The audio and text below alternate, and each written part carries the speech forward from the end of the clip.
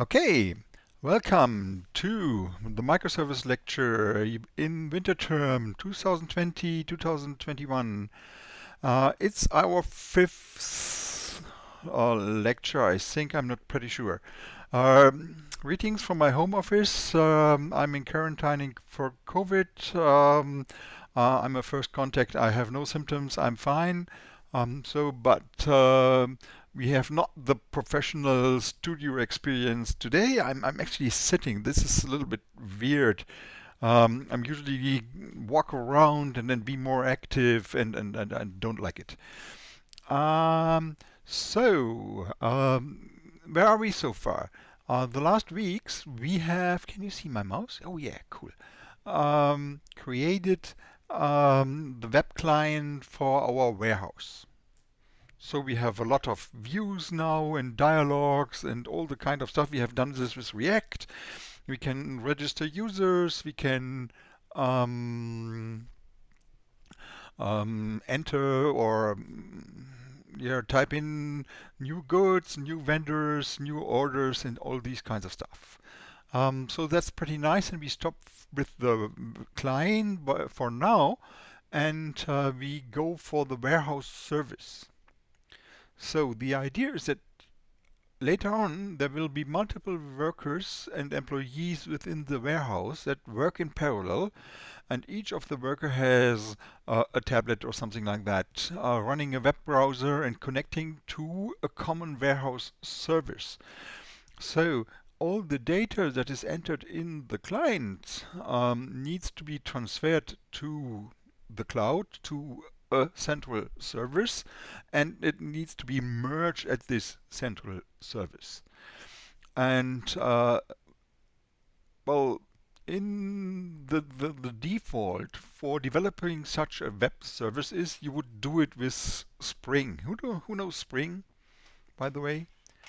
It's a Java framework, and it's very popular for building web services or web services. So we do not do it with Spring. The main reason is we want to do microservices, and that will result in multiple services. So Spring is the good old ancient technology where you have one big web server, one to serve them all. And it's usually a big, huge thing, needs to start up some 100,000 lines of code or a million lines of code, a lot of functionality, a lot of things, and it's running on a fat machine. So we would like to split this one single big thing into multiple smaller parts in uh, in principle for maintenance reasons. So these big, huge, monolithic Spring Web Services tend to become a maintenance problem because it's so hard to evolve them to deploy bug fixes or something like that. You need to shut down the whole big thing, and it needs some minutes to start up again. And you are offline while this is done. And if there is a team of some 100 people working on that, they would like to deploy bug fixes and new features several times a day, and you do not want to restart your server, your web server with a million clients several times a day if you have 5 minutes out of service time due to a restart. And so the idea is, instead of having one big thing where 100 people are working on, you have 10 small things, and 10 teams are 10 people, and all these small things are collaborating, and they deal with outage. So each team can update its personal service very frequent, once a day, and the overalls, the customer would not notice that the service is out. So that's the ideal idea. And thereby the whole system becomes more maintainable and easier to work on. So what we now do is we do a warehouse service, and we do it with JavaScript, with Node.js, which is just a very lightweight version of a web server. And I have prepared quite something that you need to install to do that. So we do the web service with Node.js. We will use TypeScript Node for this, and we use Express, and I'll use Axios. So, and the central thing that we need here is Express. Express is a library or a package or whatever you call it, written in JavaScript or TypeScript, I don't know. And that's the actual web server. It's a small web server. Um, so who knows how a web server works? Mm-hmm. So basically, it's pretty easy to have a very, very small web server that only delivers static content. All you need to do is open a socket and accept requests. And then as soon as a request comes in, you send out a certain HTML file. That's it. That's what a web server usually does. You have web servers on many embedded devices.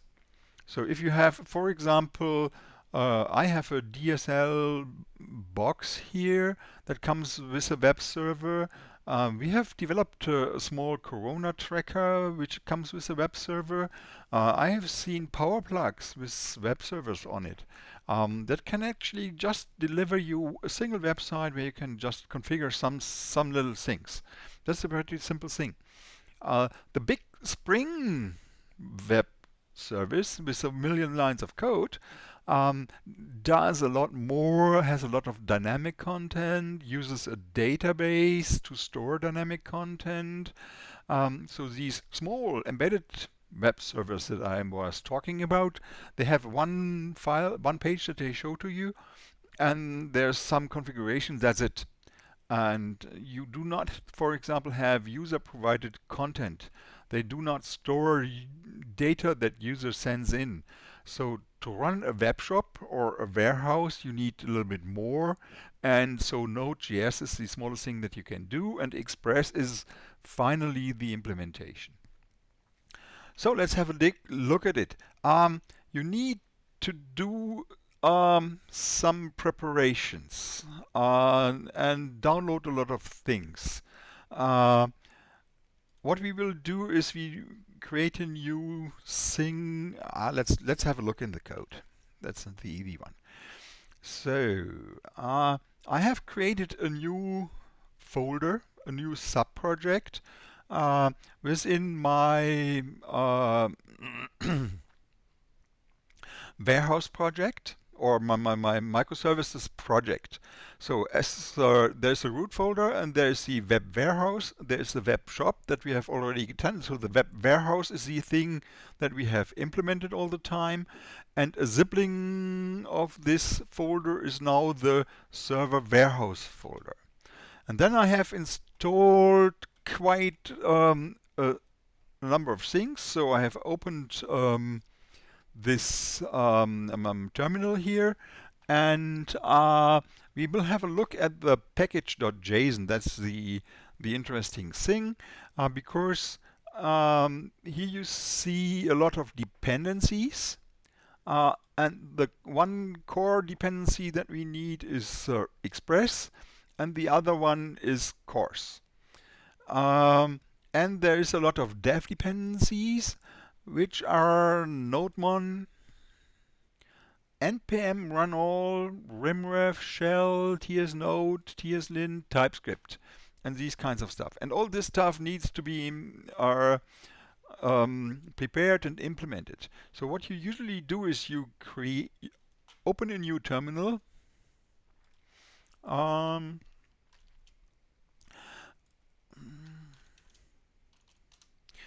Then you call mcard. Can you read that? Can you see? No. Oh. Hey, I can do that. Mcardir. Could anybody of you just speak? I'm not sure whether I have you on my ear. Test, test, 1, 2, 3. Yeah, great, cool. Test, So test, test. mcardir And then, so it's actually server warehouse. I'm not running this. I have already done this. That actually creates the folder. And once you have created the folder, you can actually do it. Um, yeah, it's you go into that folder, server warehouse. Yes, um, and then you run yarn init. Is it?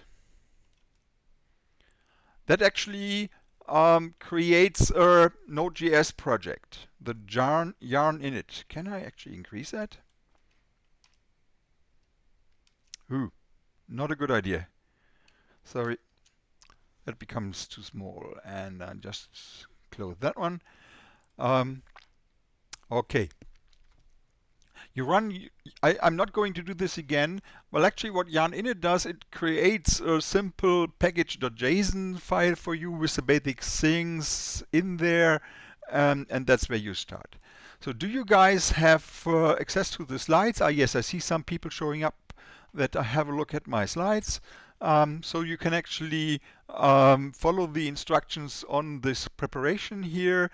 And actually, I have copied these instructions from a tutorial in the internet, which is this one here, which actually explains just the same things. Somebody, I have some echo. Um, with in detail, I've just copied all these things. They use npm. You could do it with npm too, but we did the React thing with Yarn.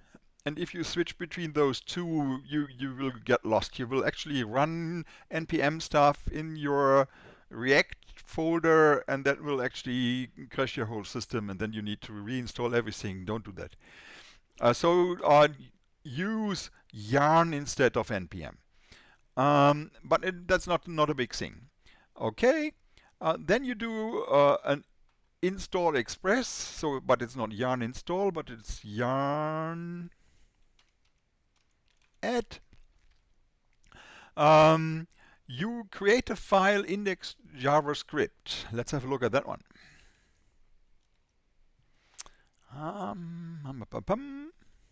Oh, I already have renamed that one. And we have a lot of additional things in here. Basically, what you need is this line of code.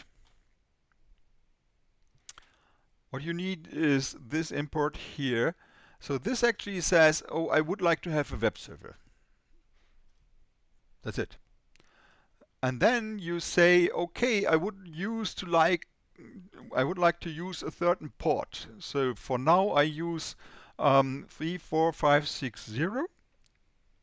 Is this the font okay, or should I go for a bigger font? Is this fine? So yeah, most of you are nodding your head, so it's cool. And then what you usually do is you have something like app.listen. That actually starts your web server. From that point on, your Express web server is waiting for HTTP requests coming in from some browser. And let's do that. And this line here is important. Here you say that when there is a request coming in, which is a GET request, which goes just to flash, nothing else than the server address and the port number, then I answer with welcome to WASP web server. Let's do that. I start this thing here. This is done with opening a terminal. And I use yarn run dev for this.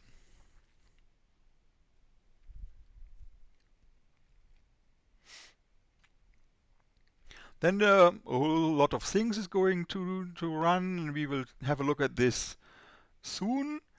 And finally, an error. It's not working. Ah, damn it. Calls to console.log are not allowed. Oh my god.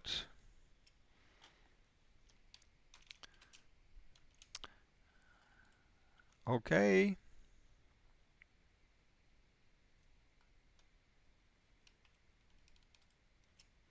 Did work yesterday. So what's wrong here? It seems to be that first your linter done some crying, and this should be a lowercase number. Thank you. So why didn't it did this crying yesterday? Uh, Quite good question.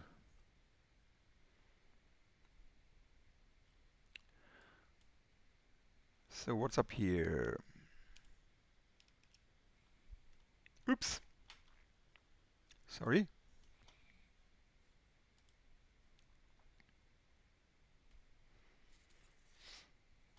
Just I scroll. was starting the wrong. No, I did right. Start the Yeah, right thing. just scroll down to the end of the terminal. So scroll a little bit up, and there should be a. You have to restart the service, I think.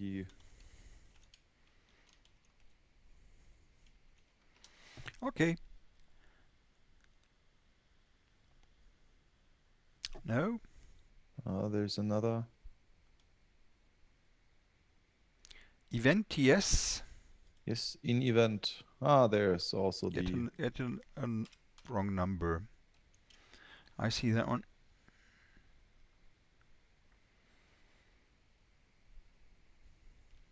Da da da da.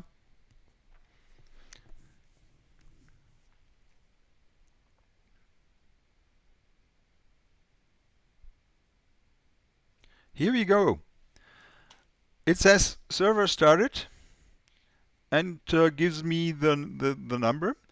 And actually, it does so because I have implemented that in index.ts. Here, this is the console log saying server started and giving me the thing. The good thing is now I can click on that, and that should open a web service with welcome to the warehouse server. So cool. Let's give this a try whether we are able to change that. That should be possible, is it? I have no idea. Um, so, uh, welcome audience.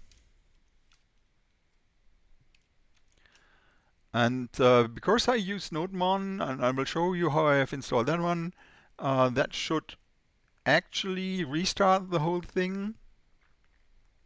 Yeah, it does.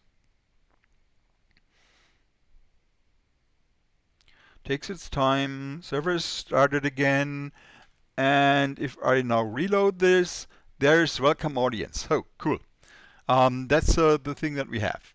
Um, so in our design, we use a client for this graphical user interface that we built with React. Actually, currently, there is a Node.js web service that delivers all the GUI content to our browser. So we have actually two web servers already at hand.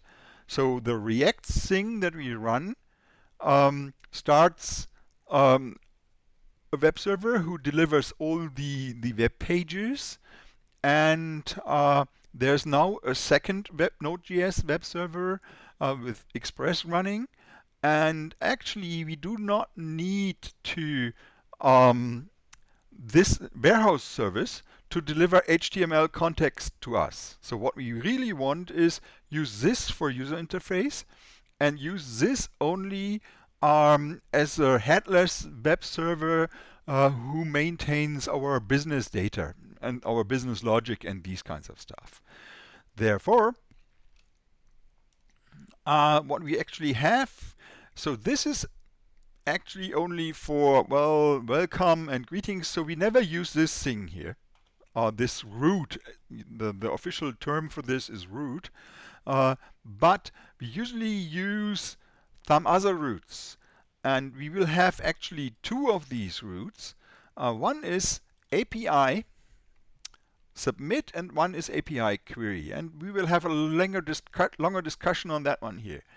So uh, usually if you have such a business logic web server or model web servers, what you do is you have, how do I tell you, um, a REST API. So who knows what a REST API is? So REST is so what is the acronym for, Sebastian, do you know? The acronym for REST, Yeah. Representational State Transfer. Yeah, representational state transfer something. Yeah, So yeah, that is what you complicated.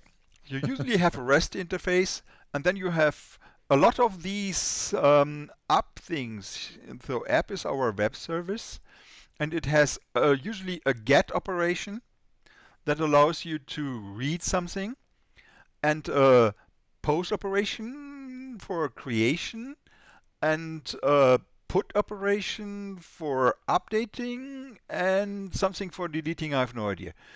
Delete. Delete. um, so this one here is a post, this one here is a get, and you have additional put and delete.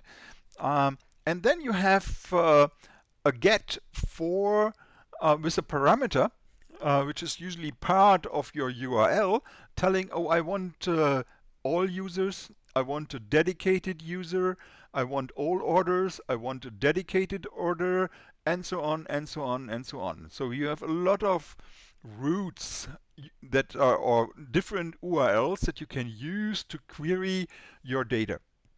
And it's a pretty well standardized approach how to do that. And um, pretty standard, I would say a little bit old-fashioned. And actually, this is the way using a REST API that Sebastian Kopa is always recommending and sticking to. And yeah, I don't like it. And we have a fight, well, once a week about this topic. And so we will have this in these lectures too. And finally, I think we will do this very first web service in the way I like. And the shop web service we will do in the way that Sebastian proposes. And probably he is going to do the lecture. And then you have seen both variants, and then you can decide yourself what is the better one. So I use something which is, come on, a little bit more like GraphQL. Who knows GraphQL? GraphQL is actually the idea to overcome this old-fashioned REST API and to have some more elaborate and more functional or more feature-rich um, interface. And I like it very much because it's, well, will not need that many of these different URLs that you speak to. Um, and I will revisit this very soon. So actually, I propose that we have two API routes: one for submitting data or for writing, and one for querying data. And for some reason, well, no, that's pretty easy to see. So the query interface, that would have been a huge number of different routes in a REST-based web service. We use only a single route here, and we encode the thing that we are asking for. I would like to have all users, I would like to have a dedicated user, I would like to have all the products or a dedicated product, or I only would like to have of changes done today, because everything before that I already know. All these different kinds of things. We submit actually a JSON object that encodes what we are looking for, that encodes our query. And then we have a handler that, well, looks into this JSON object. So sending a JSON object along with a HTTP request is very hard if you do a GET. You actually can't do that. And therefore, you would have to actually encode the JSON in the URL no, you do not want that. So we actually use a post here, which is very hard to get along with if you are believing in REST user interfaces, because um, you in REST you would do a GET in order to get information, and here we do a post in order to get information. But as you are all new to this business, it should not be too should not hurt your feelings too much, and you should be able to deal with it. So that's what we will finally do. And then we have a handler, a so-called query handler, that is called and that handles the request. And I have actually um, decided for this architecture to have two handlers, one for write requests and one for read requests. That comes from a microservice pattern which is called CQRS, which we are not really implementing. It's just a general idea for microservices to separate writing from reading for maintenance reasons and for efficiency and for scaling reasons and performance reasons. Okay, so I will use a query handler. Let's go for it. And that one has a handle, and we will have a look at it. Don't go for that. And finally, here the answer is currently, we will actually step through that. So that's actually the overall configuration of our web server. We say we would like to have this port. We say we would like to answer requests coming on in with the URL API submit and API query. And for historic reasons, we also give a great welcome if someone wants an HTML, but that's not the usual use of our service. And once we have configured this, we run it, we start it, and then we are done. There's something we could mention later on, but we should actually do it now. And I need to go for my slides to express that. I have explained that we have actually two web servers at hand. One that delivers the graphical user interface content, the web client thing has its own web service, and one that contains our data and manages the API. If we start our web client on the user interface, the service for this will be, let's do that. So I need another terminal. Yeehaw. And he is asking for where would you like it, in which folder. I would like one in the web warehouse, and I want yarn start. That sounds good. That should start the React service. Give it some time. Yeehaw. It automatically opens my browser. This is the development thing that React does. And it says I cannot load it. Oh my god, it's not working. Where's the problem? No, it's still working. Come on. So why does this need that much time?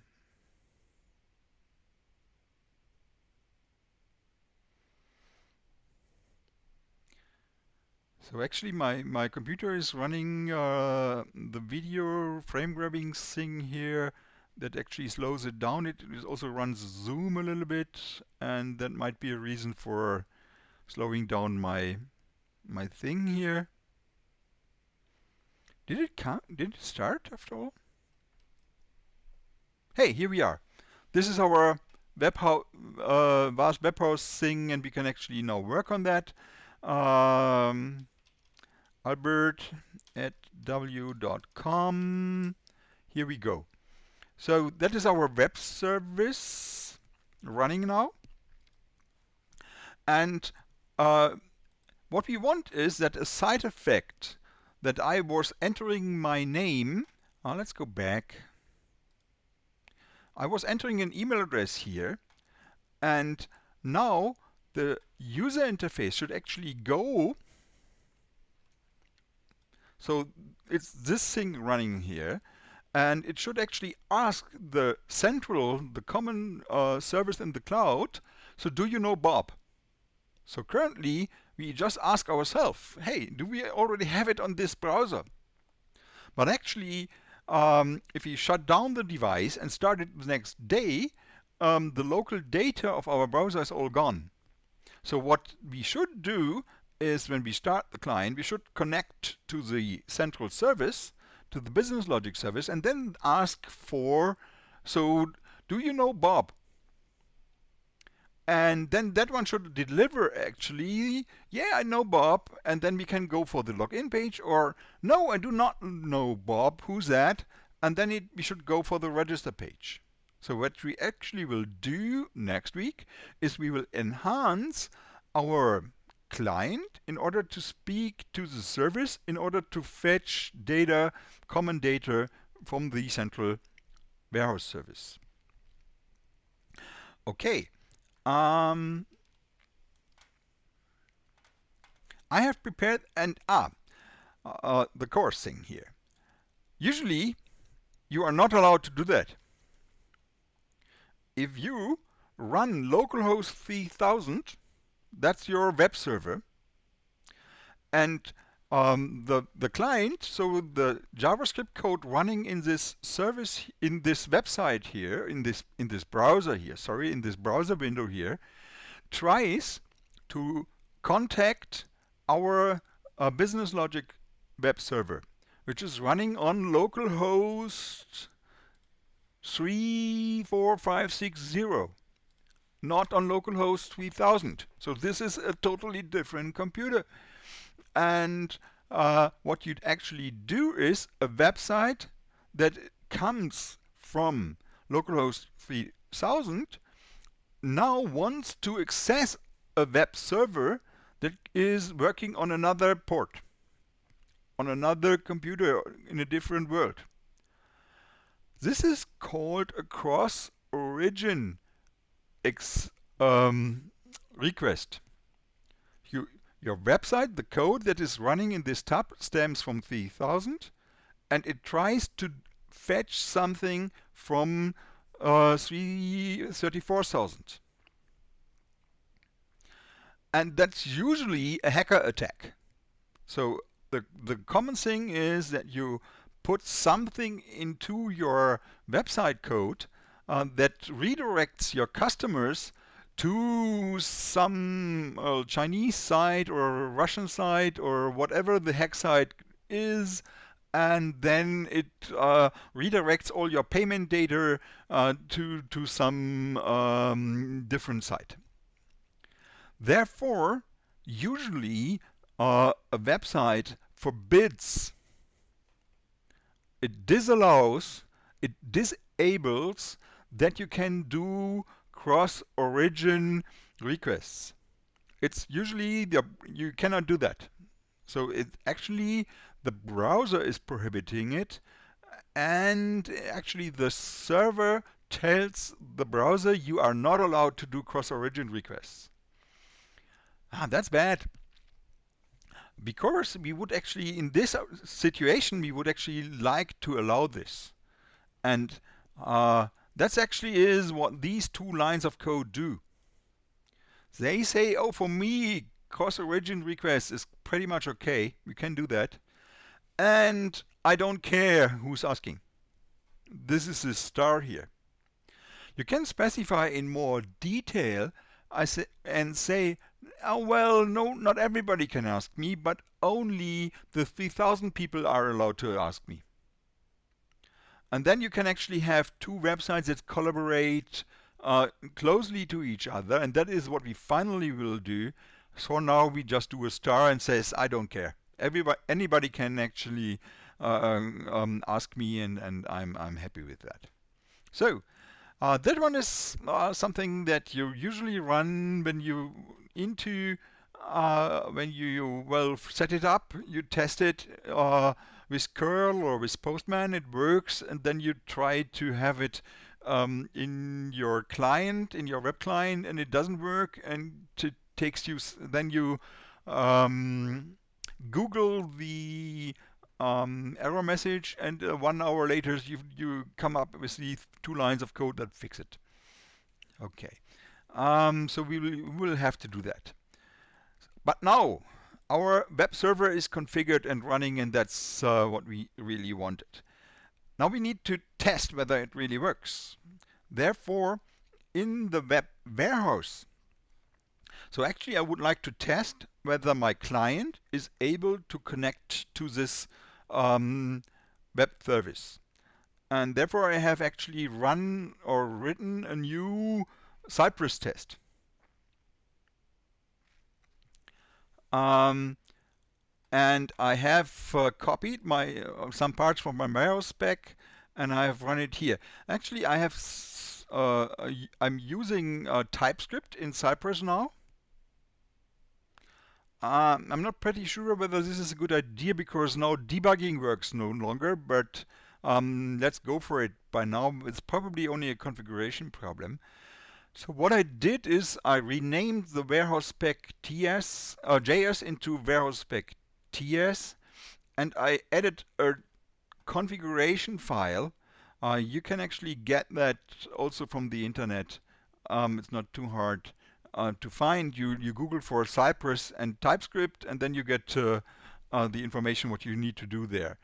And no big deal. And if you do this tsconfig into the Cypress order, then your TypeScript compiler knows, oh, I'm going to compile all these stuff here, and then everything works. Okay, you can now do TypeScript, and I think I get better completion within the editing stuff and more typing, which is what I wanted. And I have lost debugging, which is a little bit bad. So this is the huge big scenario that you are used to. And so I have written a new one here, which has been copied, and then all the its statements have been replaced or are gone. I still use that one. I'm not sure whether I should use that, but it's in there. It's okay. Uh,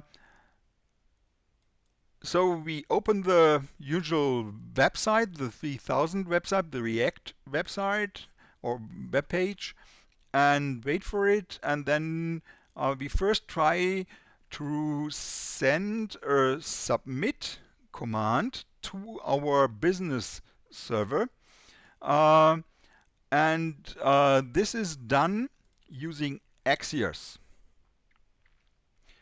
Axios is yet another library that we use in the browser or in our clients in order to do HTTP requests.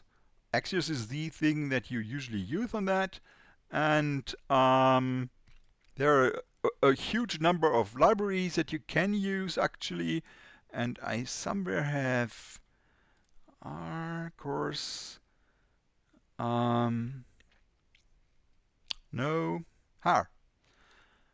Here are the instruction how you add or install Axios, and you need to do that in the warehouse folder. So one big problem that is coming up now is that we are dealing with so many different well, services and folders and sub-projects and Node.js projects in our whole system. So I have 3 different projects organized in a common workspace in my Visual Studio Code. I have the server warehouse, the web warehouse, and the web shop, which is not yet implemented. I could actually omit it. So, but we have 2 of those, and you always need to be aware in which you are currently working. And actually, I have already 2 of these here, of the terminals, and the first terminal is living in the server warehouse, and the second terminal is living in, it doesn't show any longer, in the web shop, and it doesn't tell me. In the web warehouse, sorry, in the web warehouse. And well, all these yarn commands need to be done in the correct place and all these kinds of stuff. So the web warehouse thing is where we have the Cypress test, the React stuff, our app TSX and all these kinds of stuff. And then if you look into package.json, here it comes. That is where all our libraries are listed. Um, I have for independencies Axios by now. And that you get it in there if you do yarn at Axios, and perhaps you also need the types of that. No, it seems not. Okay. So once you have done that, you can go into the Cypress folder. Go away. Okay. And there into the integration folder. And there I have created this new server spec file. And because we have installed Axios, we can use it here. You need to import it, of course. If you do still do it in JavaScript, there must be something like a require statement. You need to Google that. And what we do, we register Bob and Cora at the server. We ask Sai for let's start this thing.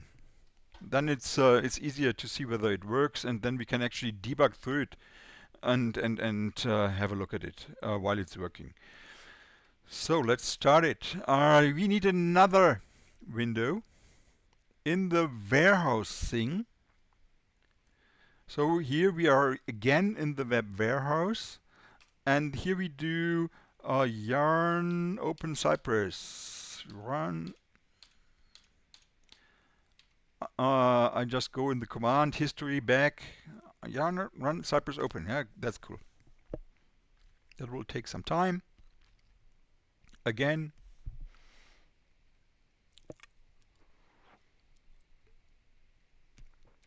And sorry, today is actually a lot of installation stuff, and a lot of library downloading, a lot of configuration thing, and very little functionality. That's how it's working today. I'm sorry about that.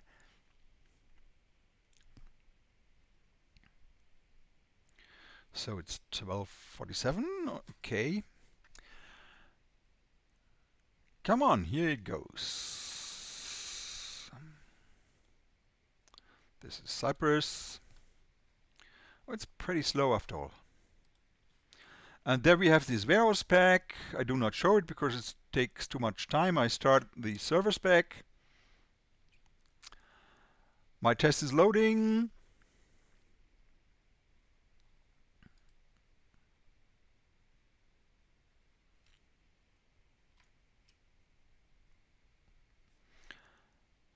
We register Barb. Something works. I have no idea. No, it's starting again. Yeah, it seems to work. Okay. And then we will have a look into the details. So we go for F12. Do this a little bit bigger. No. That's fine. Let's go down here something. Yeah. And I go for server spec. Can you still read that? That's good. And I'll put a breakpoint here, and we just restart this thing. So this one just, well, checks whether the user interface is up and running. That's fine, and it should be F10, something like that. Go there. That one now creates a password, hash for the secret password. We will need to set up all the data that we would like to send to the server. Usually this is data that we collect within the initial dialog, but actually only in the register thing.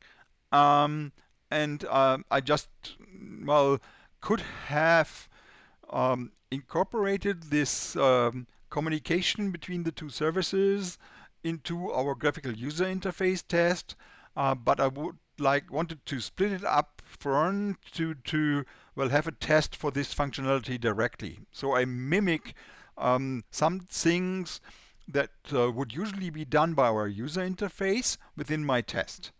And therefore I create a hash, and then I create an object for our user or user DTO. I have no idea, which is the Bob thing here. And I actually should be able to, well, see this down here by now. Where are the variables? Show yourself. No, it's not the call stack. Show me variables, please. Watch scope. Oh, it's here. That's the variables.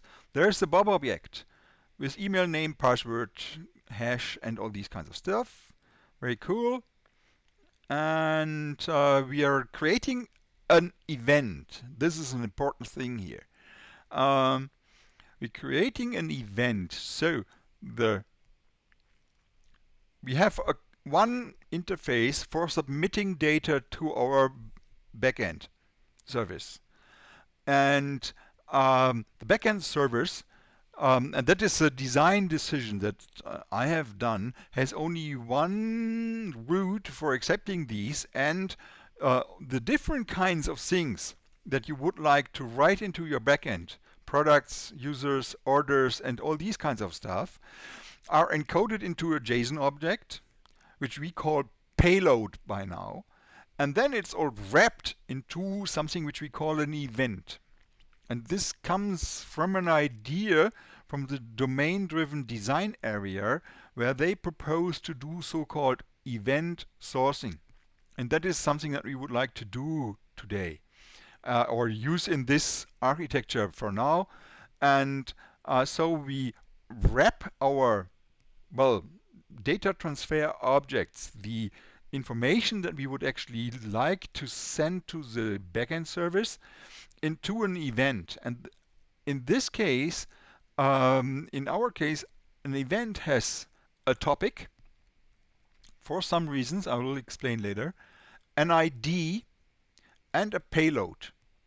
And the payload is the actual data, and this is maintenance information or administrative information that allows us to identify the payload object later again. And it has, well, the type of information and an identifier, a key that allows us to access exactly this information again. And that's it. Later on, we may extend events by a state and by a timestamp, but for now, this is enough. Okay, let's go through that line. So now we have actually, I actually should go more here in this direction. Created the information that I would like to send to my backend, to the server we are going to program. And let's go down here a little bit. Come on. Oh, it's going here. That's an easy one. And back here. So now we use Axios, and here's Axios one underscore one because this is actually a JavaScript file that has been generated from my TypeScript file, the output from the compiler, and therefore he has actually renamed something. So it's actually in the original thing. It's a different layout, more spaces. Here's the event that we have created, and here is the statement that we are going to execute now, which is actually just a Axios post. Then here comes the address that we would like to go to. So it's localhost 34,560, just chosen by average. So I'm running multiple servers, the React server on the same machine. So a URL has the protocol that you use. It's HTTP here. You could also have FTP or something else. Then the name or the IP number of the computer you are talking to, localhost. And then on that computer, a different port. And these port numbers actually allows you to have multiple servers on the same computer, on the same host name. And that's what they are good for. Okay, then there comes /API submit. That is actually addressing, this is again the server. And we would like to go for this route here. Okay, so if I go back here, we are speaking to the API submit route on localhost on our warehouse backend service port. And then what we actually are sending is the event. So actually the JavaScript object that we have, or the JavaScript object that we have created above, can be sent directly within a post. And the post is actually turning it into a JSON string notation, creating that one, and then sending the text through. And at the other side, it's actually a little bit harder to get it. Probably I used the wrong thing there. Okay, so the server will actually, well, compute a result and send it back to me, or answer to my request. And in order, well, and this is a thing that needs time. It will use, well, it's depending on where those two services are living. If the client is living on my tablet and I'm in, well, Kassel at some warehouse, and the backend service is running in Douala, then it will go to, well, my internet access point. It will go through Frankfurt. It will go via cable to Africa, then to Cameroon, and then to Douala. And some 2 seconds later, the request will be there. It will take quite some time. So ping times, you can actually check it on your computer, are almost a second. And if you're going via satellite, it will be 3 seconds. And if you go via America, you go through the NSA computers, it is another second. So it all takes its time. And actually, these Node.js services are running, or so actually this code is more or less executed in your browser, in one tab of your browser later on. And your browser runs one thread per tab. So there is a JavaScript virtual machine running in your browser in each tab of your browser. Let's have a look. So actually this tab here, so this is the Cypress thing, that's a little bit strange. Well, this tab here runs a JavaScript machine with a single thread. This one, 2. Another virtual machine with a single thread. And this one, 2. And that is the one that we are programming. So there is behind the scene a single thread. That's an important thing. And if this single thread is now doing such an Axios post thing, and that is running for some 3 seconds, your graphical user interface will not respond to you any longer.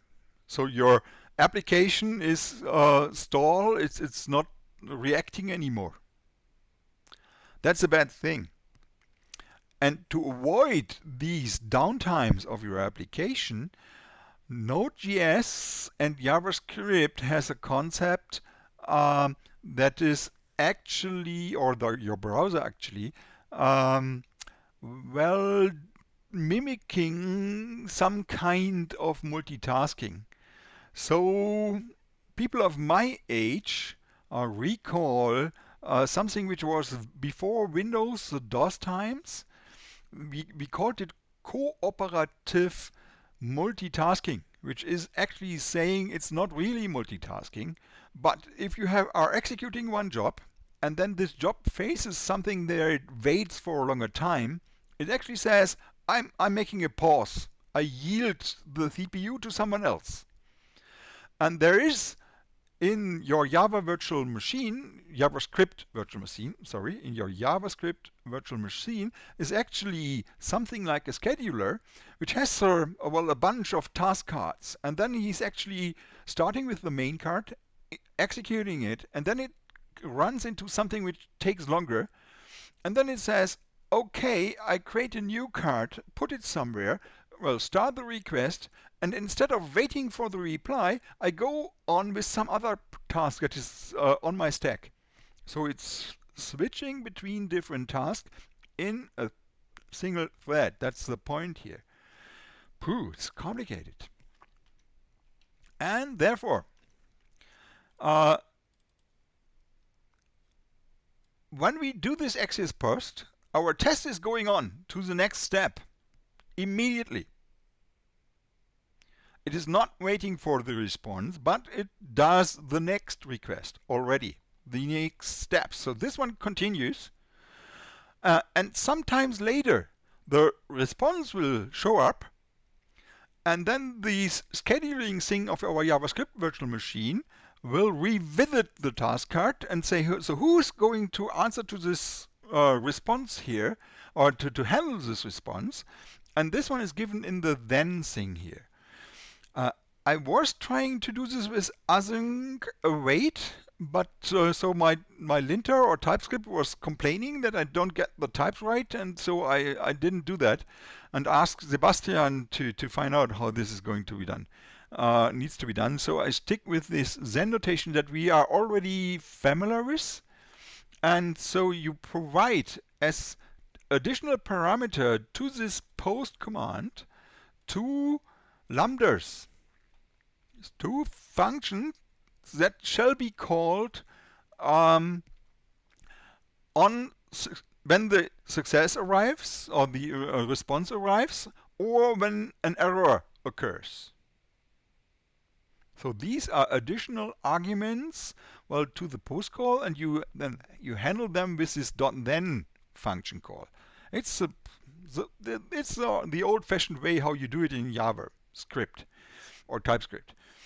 So there is one function that gets a response as a parameter and does this thing. And there's another function that reacts when an error occurs. And these will be called, so the scheduler, the JavaScript virtual machine, goes on these lines, does something else, and then later on, the thing arrives and then it revisits at when it wants to this function here and executes it. And we will do, we probably have a timeout meanwhile, I'm not sure. We send a breakpoint here. So if I do just go for it, it will take some time. So it takes a long time if these two services are located in two different um, server centers, different cities, locations actually. It is much faster if they are all in the same building, and it's even more, even faster, very fast, if they are sitting on the same computer, which is the case in my file, in my case.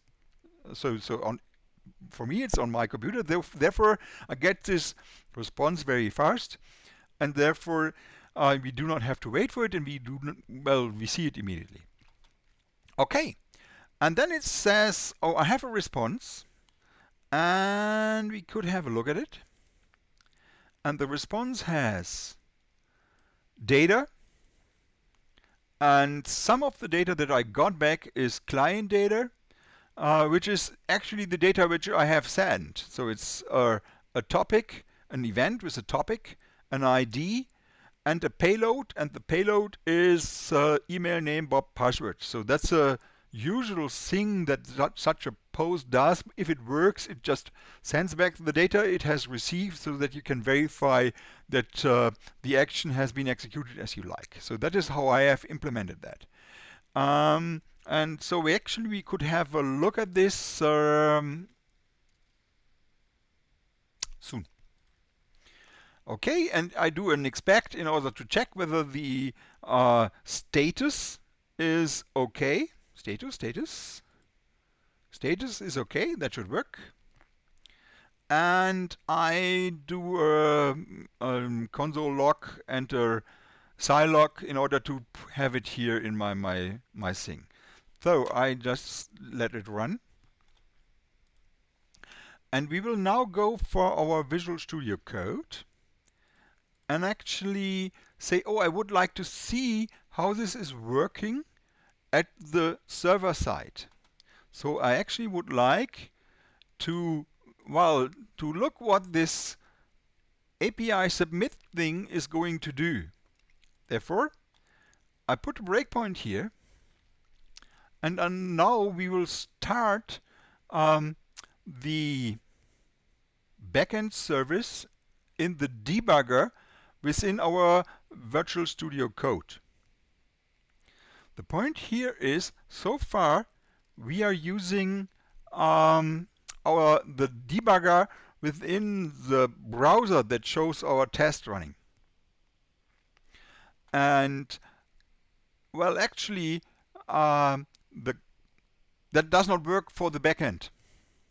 Well, the backend code is not executed in our browser, and so the browser's debugger won't help us. And so we need a debugger at the server side, at the backend side. And therefore we use the one which is in Visual Studio Code. And therefore I just stop the service which is running. That was on node number 1, hopefully. Yeah, that's the servicing. I kill it.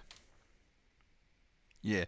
And I had quite some time because I'm not familiar to Visual Studio Code, and actually I need some help from Sebastian to explain this to you, how to actually get this achieved. So on the left here is the file structure of your project. Here you can do some search. I have no idea what this is. Oh, this is GitHub. And there is something, can you see that? Which has a small bug on it. This is the debugger, which is in Visual Studio Code. If you open it the first time, it asks you for what shall I actually debug? And it worked for me if I went to this index.ts and said, oh, please, yeah, create something here. And I cannot reproduce these steps today. You figure it out. Find some Google help, something, how this is going to be done. And then you actually says, I would like to have a special configuration. Actually, there is something like launch.json where it is actually, well, written down what you would like to do. And then there is, you can have multiple things. And what I would like to do is run npm. Yeah, that's what I want. I'm not sure whether this works now. Let's try.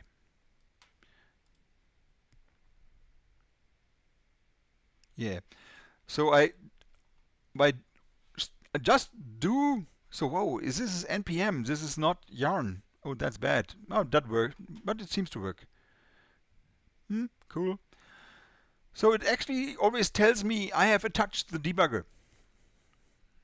And then it does all the stuff that you usually do, and it takes its time, and finally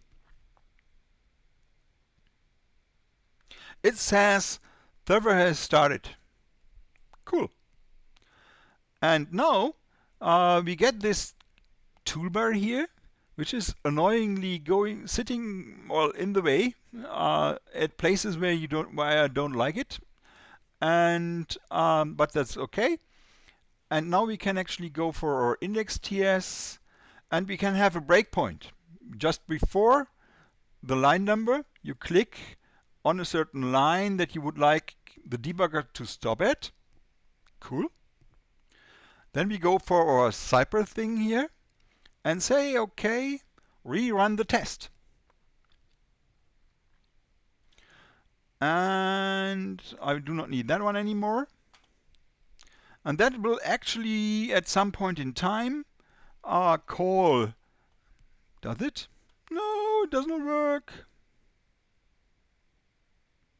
It didn't For sure, stop. it worked. It worked. Everything is fine. He stopped at your breakpoint. Oh, it's here. Okay. Yes, thank you. And it actually shows that I have variables here. There's a request. Result this. Okay, then we can go into this with F11. Hey, we can do this. So the yellow line is what we need. Cool. And I can actually get rid of that one and make this one step bigger here so that you can see it. So the code here you actually need to, well, Google for, find it. Oh, actually, I can actually do it on a page, on a slide, so that's easier for you to get it.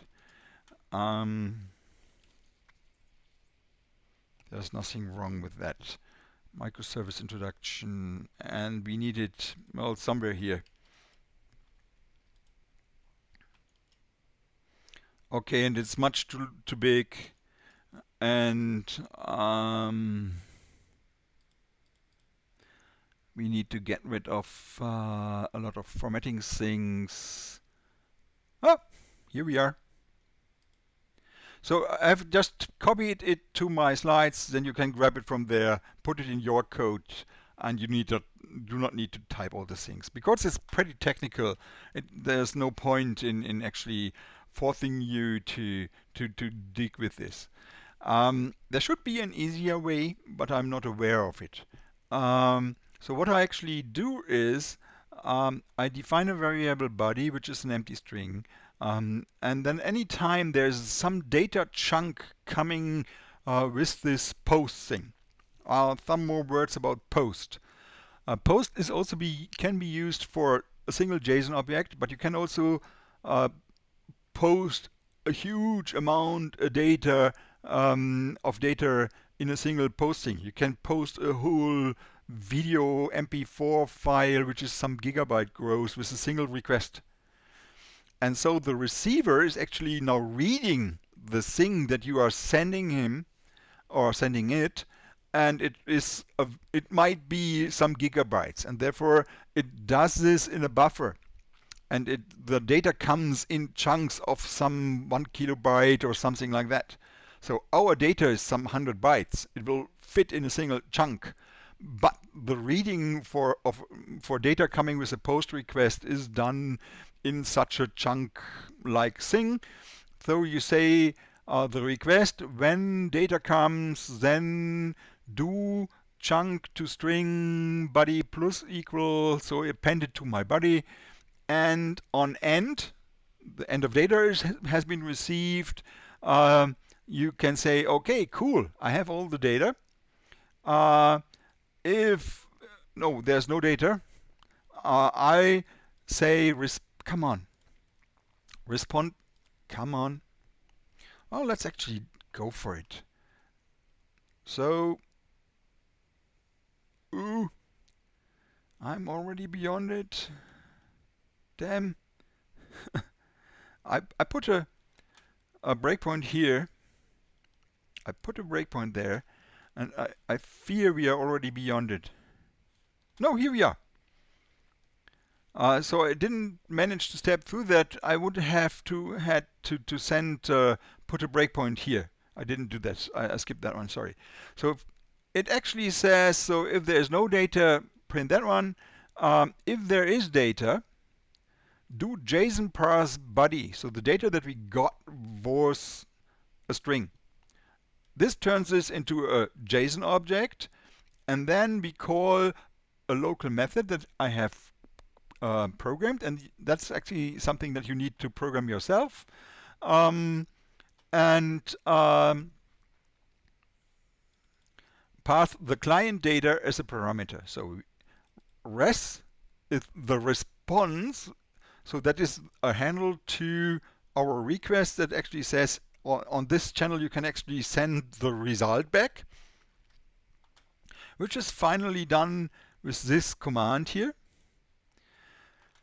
And client data is the data that we have received. So it's actually the ID Bob, the topic users, and a payload with all the information that we needed. So I unpack the data. So client data, I do not know the type yet. This has been a string. It has been converted into some JSON object, but I do not know the exact structure of the object. So, but actually I know, or I expect, that it is an event. So I actually turn it into an event object. So now I have for type, I know the type of this thing. This any to an event is actually an upcast, downcast, upcast, I have no idea. It's a cast, and it might fail. It might throw a runtime exception. And be aware of that. So if I do not send appropriate data, it will just throw an exception and fail. So then I can access the payload. So I now have the payload, which is the Bob object. And then I say, okay, I would like to do something with this payload. And we have only 15 minutes left.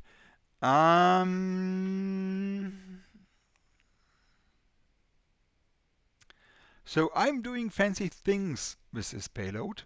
And actually I say, okay, I have a list of commands. And I use the topic of my event, which is users, to find some thing that I have programmed that is dealing with users. And then I send the payload information to this command to deal with this. And it will actually execute a have command or a have users command, which then creates a user object and put it into our thing and all these kinds of stuff. Is pretty similar to these things that we do in you say it in our React client. And well, for the homework or the assignment that I'm going to give you today, you may actually use a shorthand here, and we will discuss these details later. Yeah, we just omit this. It's Control K, Control C. Yeah, forget it. And we just construct so. Currently, our answer is just create a result object, say the status is okay, and add the client data, and then send that back. And we just do not do anything with it. So for your homework, just, well, echo what you got. That's it. Fine, fine for me. And we will have more things to be done later on. Okay? And I will leave it in here because otherwise my test would fail later on, and so I have no interest in that. Cool. So we skip these for here now. There came a command that does something and actually now creates internal data we are not interested in, and it creates a result object which has status OK and some client data, and then we send that result object back. And I'll say go continue. And there's already the next submit here. Let's go into that one too. My test, after all, test, server spec test. First sends Bob, and then it creates Cora, yet another event with now payload Cora, and then in just the same post. So I get two of those directly. So if I go for the call stack, it's here. Yeah. I just continue. Just the same thing, and no big deal. And so now we might want to have it here, and it should have worked. There's one more thing that I'm going to show you, and then I can actually send you into your homework. Yeah, we have 10 minutes left. That's cool. So we have done a submit. We have submitted data to our service. And well, next week we learn what the service is going to do with this. And for now, it's just fine. And after that, is this a good one? Yeah. We do another it. So another test. So far, when we post some data, we just check whether the response still is equal OK. That's it. And then we log, we do a console log and print what we have received. Fine. So now we query for users. Should we do that today, or should we stop here? We have 10 minutes left. Come on, let's try it. It's pretty similar. I have to run that one here. Okay. So what we do now is we run another post, and we go for localhost and our port number, API query, the second root of our backend. And this time we send a query object. And the simplest query that you can send is one with only a topic. Actually, I have typed for these. I'll show you that one soon.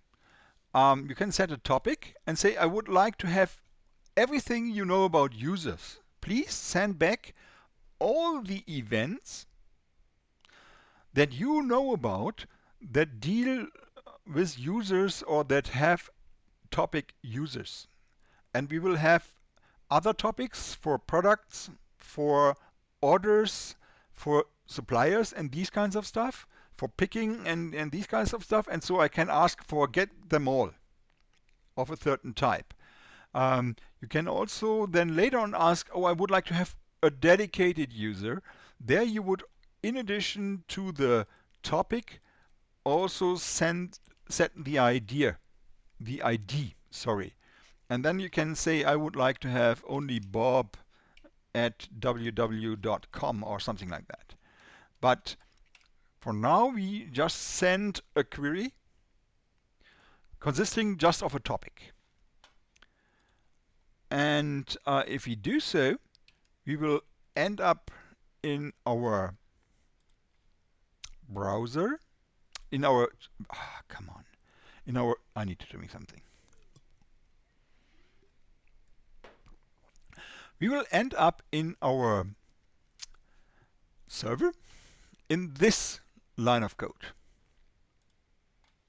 I just go back rid of that one, and then we step into what this thing here is doing, and just rerun the test. Rerun the test. And we should be here by now. Oh, that one did not work. I'm not sure why.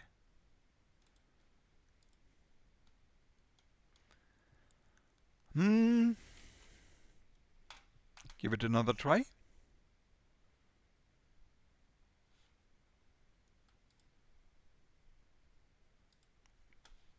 Give it another try.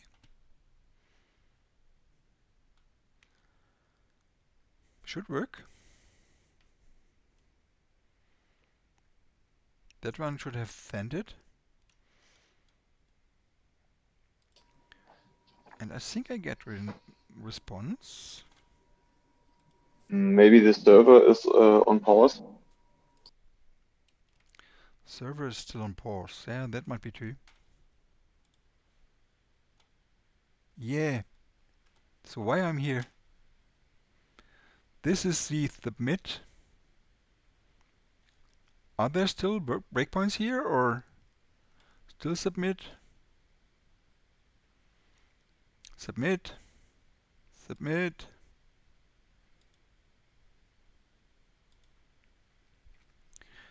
I would like to get rid of those breakpoints.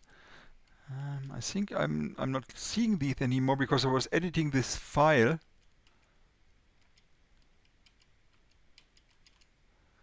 And he's now mad about me.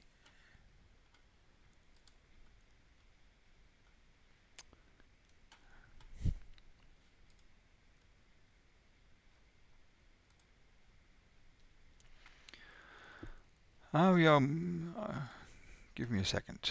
Okay, and now this one says no, it's not bound because, well, we need to restart the server.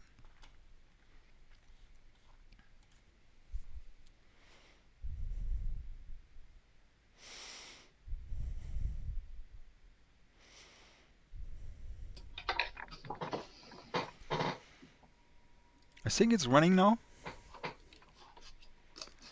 So let's rerun the test. There seems to be an error on your server. Why? Where? You uncommented the console log, and I think it's saying I the think, same. yeah. Come on now. This is not what I want.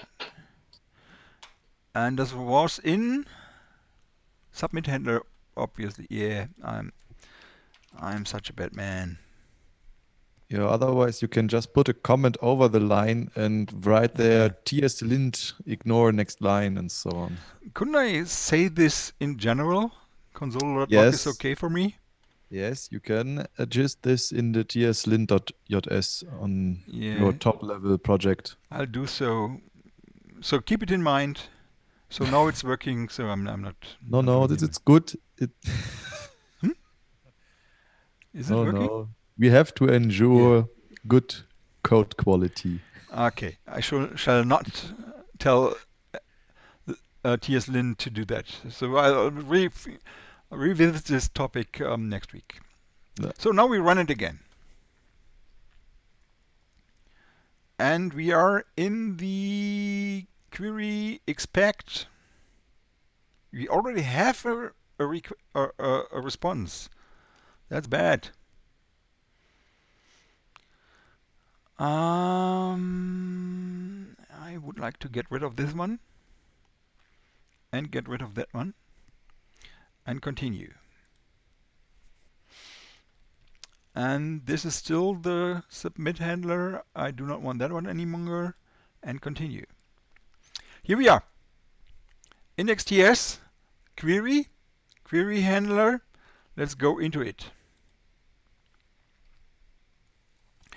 And it does again this thing here by decoding the message that is coming in. And finally, it will go to this line of code, continue. Here it is, and now we have client data, and the client data is topic users, our query. And we go for answer it. Yeah, and then I do a very complicated thing. And actually what I would ask you to do is something like this. Well, forget about do it like this, or come on, go back. Just do ignore whatever the query is and answer with an empty event list. So actually you create a JSON thing.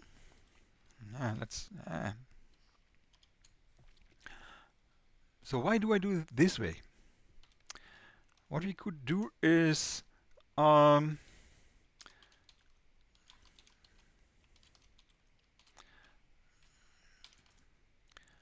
empty list, and it's an event list, and it's just the empty list. And he is complaining. Why? I did it. Ah. Yeah. Some little miracle here. Now it works. And then we do result dot send re empty list.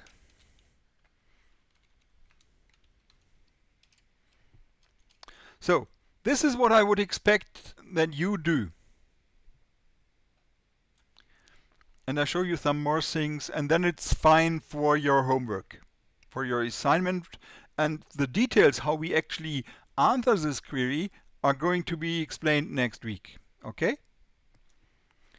And so I get rid of these again. It's Control K, Control C.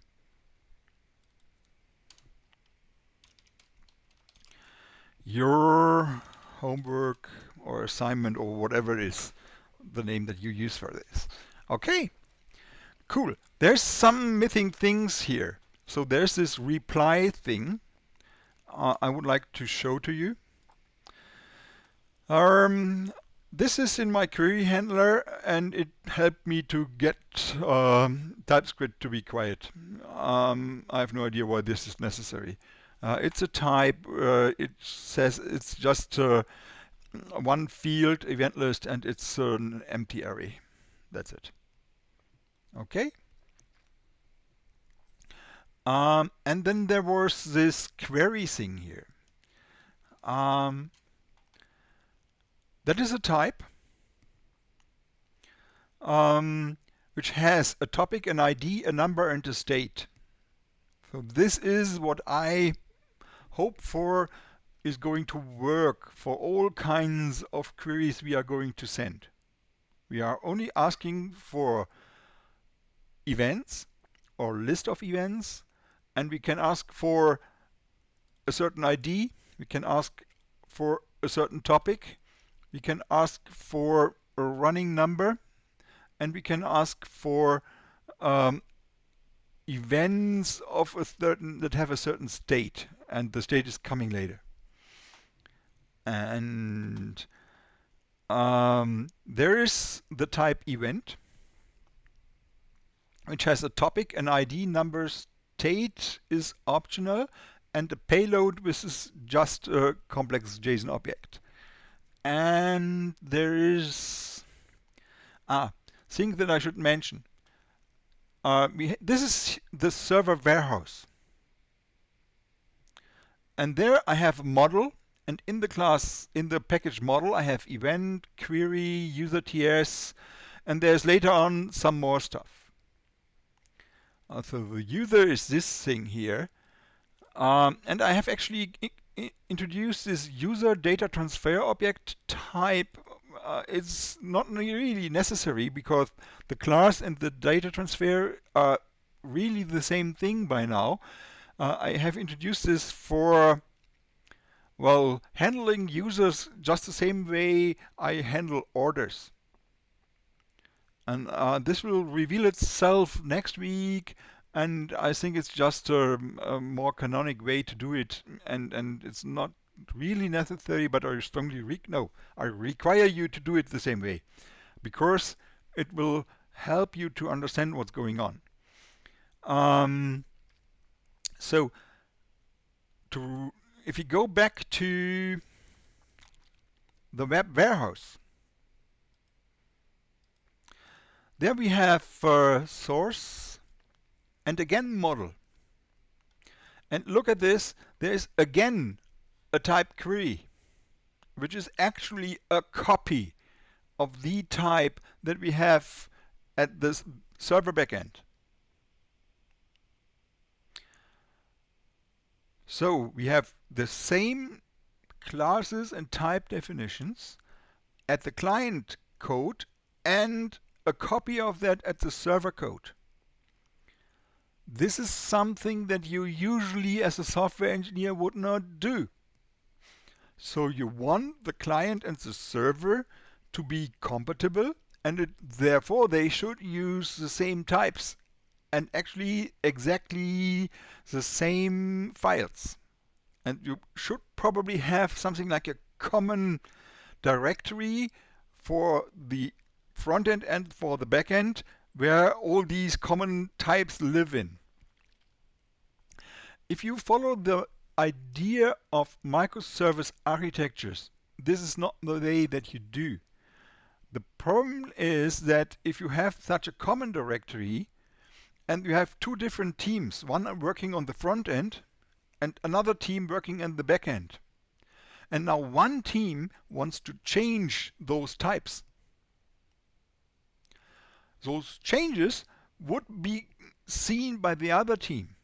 So those teams are no longer collaborating or working independently. But changes done by one team affect the other team.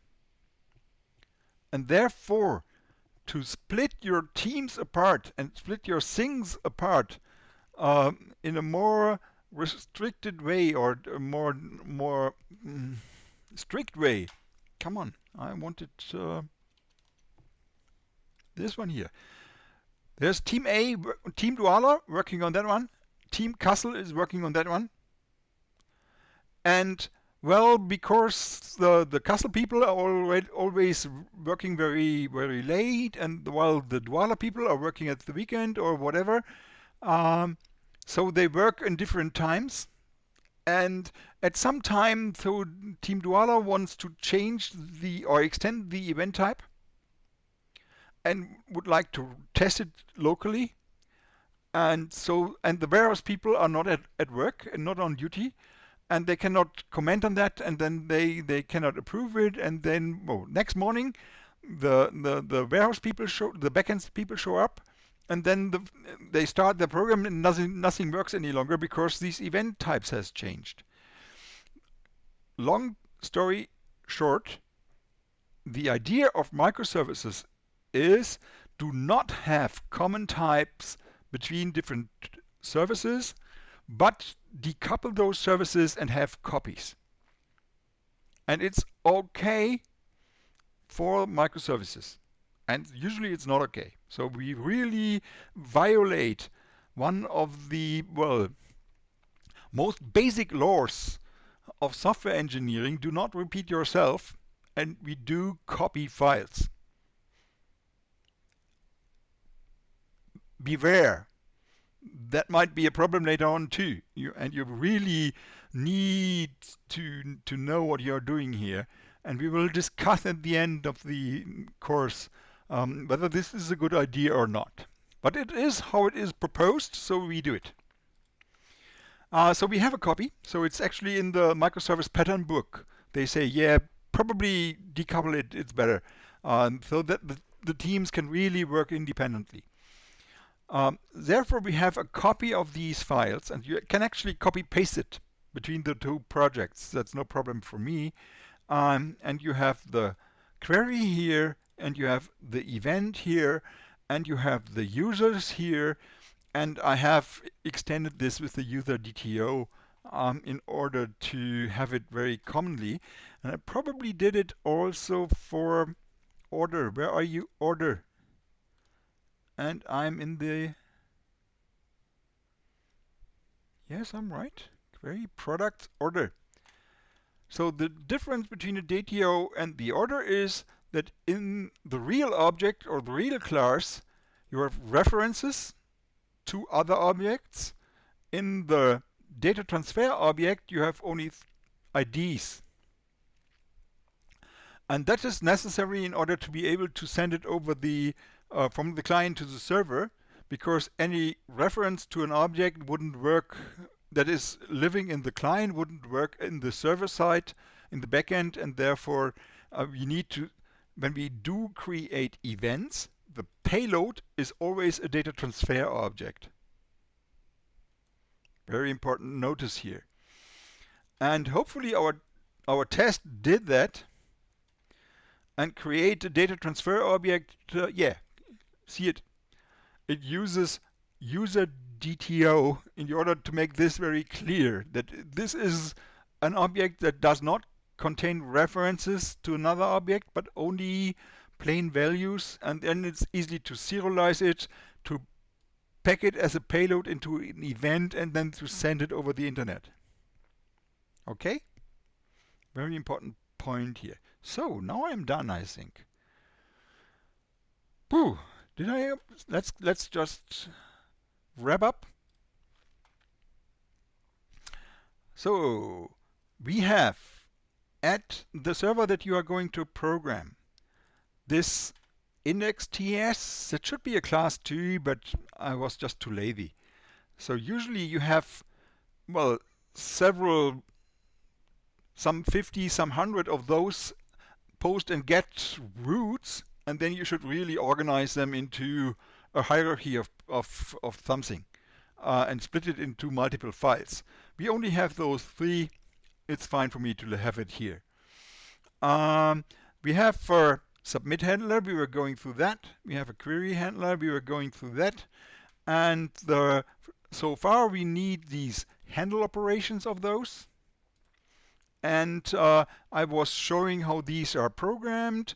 So the handle operation, well, reads the data in multiple chunks, stick them together, turns them into a real JSON object, and calls an answer method that you need to program. And the answer method so far just gives an empty reply. That's the thing here. So you should do something like that. Okay, and you do that for the query handler and for the submit handler, and you are fine. And you need the query type and the event type in addition, and then we have everything. So I have done the query handler and the submit handler into something I call business model. I'm not sure. It should be business logic after all, but I'm not sure whether this is a good name. And I have a model thing here, which has the query, the event, the user type, and something which is model command and user command. It's not, we will have these next week. You do not need them by now. For your homework, you do not need them. Assignment 5. So, to get this running, you need to go through this lengthy creation and npm or yarn add things that you all need to redo. You need to get the index thing right or index ts thing right, and you follow the instructions that are in this tutorial. And you do some more. You add the TypeScript stuff. You add the course stuff. You add node monitor. That is something that you will need, and TS node and these kinds of stuff, and shell.js. That is actually needed next week. And you go for the warehouse, install Axios, and you write this server test. Server test, warehouse, server spec. This test here, where you create an event containing a DTO for some Bob. You post it to API submit, you check the response, you create Cora, you post it, you check the response, and you create a query, you post it, you check that the response is meaningful. So in your case, the length of the event list will be 0 because your server is now just giving a dummy value back. Oh, yeah, I like it. That's it. This is how you read the data in chunks. This is something I wanted to prepare. We are not doing next week. And this is the assignment. Okay, create the server warehouse, have the root for submit and query, run a sitemap test, submit to users, query for all users, um, um, um, um, I add dummy here for you do not read to do something really, and this was because I had a sound problem yesterday. That's it. Okay. Pooh. It's quite technical today. I'm sorry. And actually, I did prepare a lot more. And for this lecture, handling all these model logic on the server side. And yeah, I had the bad feeling yesterday already that this will not fit into a single lecture.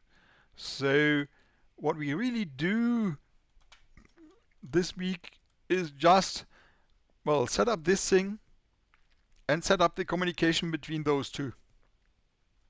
And that's it so far. So, thank you for your attention. Any questions? Anybody? A fast question? Anything in the chat? Oh, there's 7 things in the chat. Could you show query and event? Yes, I did that. Git ignore is mentioned in the slides. Yeah, you need to get git ignore right. But come on, you know that. Do you want to see my git ignore? You don't need to show that. You have generated it, or? Yeah, it should be Didn't easy.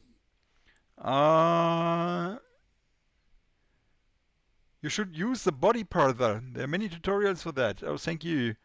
Yeah, why didn't you say that to me yesterday? Come on. Because yesterday was Sunday.